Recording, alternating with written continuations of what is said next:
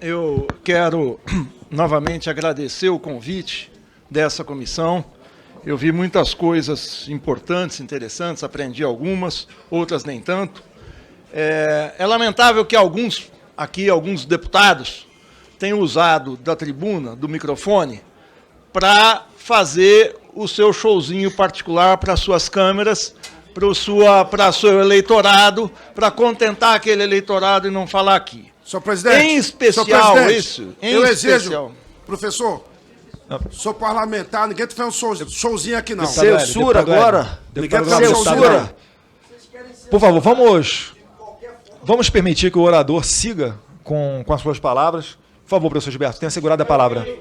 Me referenciar em especial aquele deputado que estava sentado ali, que de uma maneira destemperada começa a bradar o pior slogan dos piores anos da ditadura militar. Só um parênteses, estava outro deputado sentado aqui dizendo que não foi ditadura. Eu vou citar um autor que nada tem de esquerda, que é o ex-deputado Delfim Neto, grande economista, que fala 64 foi golpe e foi ditadura. Ele participou do golpe e da ditadura.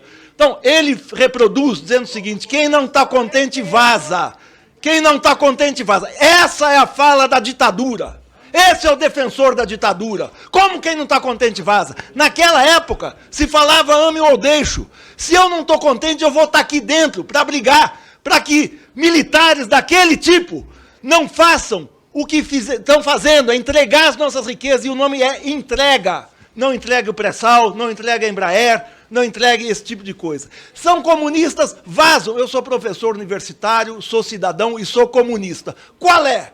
Qual é o problema? Isso é uma democracia. Todo mundo tem o direito. A esquerda e a direita. Então não me venha com esse papinho furado e falando grosso, que aqui não cola. Para falar se a Venezuela é uma ditadura ou não, eu acho que a Venezuela, eu disse aqui, tem muitos problemas. Maduro não é meu ídolo. Tem muitos, e podemos discutir serenamente. Não é a discussão que está sendo feita aqui. Mas a Venezuela não tem um presidente que exalta a tortura. Não tem um presidente que diz que tem que matar 30 mil, inclusive o ex-presidente Fernando Henrique Cardoso. Não diz que não estupra uma deputada porque ela é feia.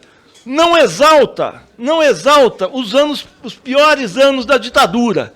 Não tem gente que fala, não tem gente que tem essa imaginação para defender abertamente, que bate continência para a bandeira americana. Sobre o que foi falado aqui, vamos ver a questão do narco-estado. Vamos ver o narco-estado. Foi falado aqui o jornalista Leonardo Coutinho, eu li o livro dele, tive cuidado de ler, não consegui encontrar fontes seguras do que ele fala. Tem todo um capítulo de narco-estado. Não tem prova. Esse diálogo com Fidel Castro não existe. Imagine se a DEA, se a CIA, que tentou matar Fidel Castro mais de 600 vezes, não ia descobrir um mero diálogo sobre narcotráfico.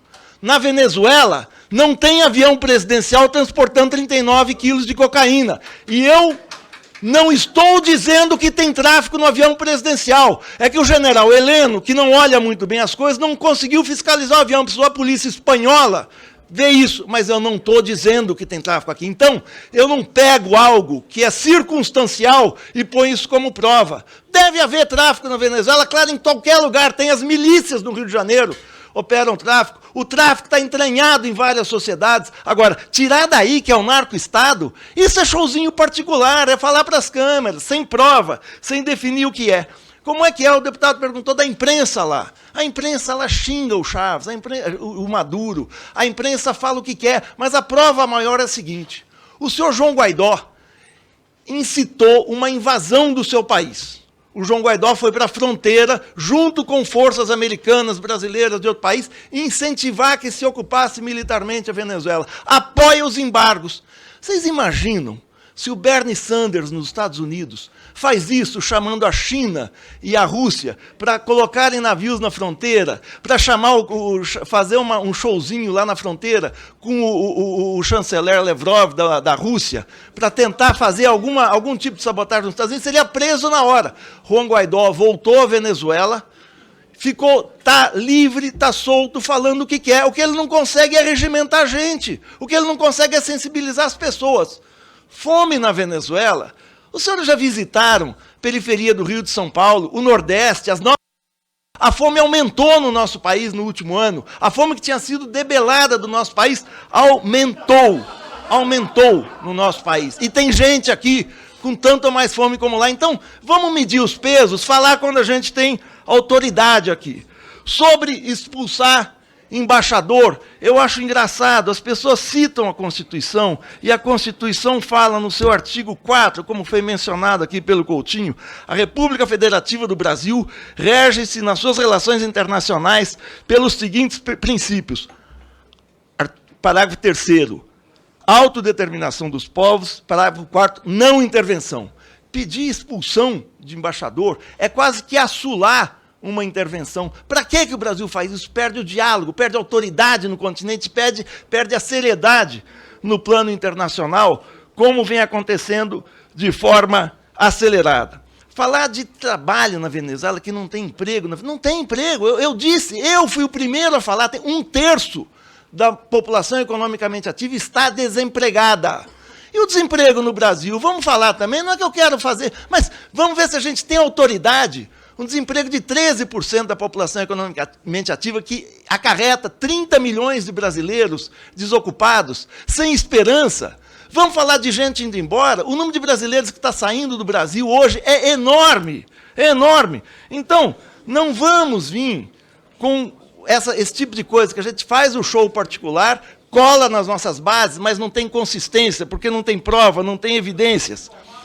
O coronel Girão falou aqui, judiciário comprado na Venezuela, e a Lava Jato que está sendo... Como é que a gente tem autoridade? Quem exalta, quem fala do judiciário, acho que tem problema no judiciário venezuelano. Por que não tem a mesma ênfase para falar do judiciário de Curitiba aqui, da Lava Jato, que fez o que fez com o presidente Lula, torcendo a disputa eleitoral do ano passado? Eu quero terminar aqui dizendo o seguinte: deputado Bolsonaro, eu temo muito pelas nossas relações com os Estados Unidos, se o senhor estiver naquela embaixada. Mas não pelos aspectos colocados aqui, não. É porque o senhor fala e repete a toda vez que o senhor está nos Estados Unidos, que o senhor fritou hambúrguer. Deputado, uma coisa, hambúrguer não se frita. O que se frita é pastel, é bolinho de bacalhau, é croquete. Hambúrguer não se... Se nem o hambúrguer o senhor sabe o que é, como é que se faz, como é que o senhor vai fazer relações internacionais? É uma coisa simples, que a gente faz na chapa, é o chapeiro que faz isso. Se o senhor falar, eu sou chapeiro, sei colocar hambúrguer na chapa, tá legal, tá feito, tal, o resto a gente discute. Obrigado.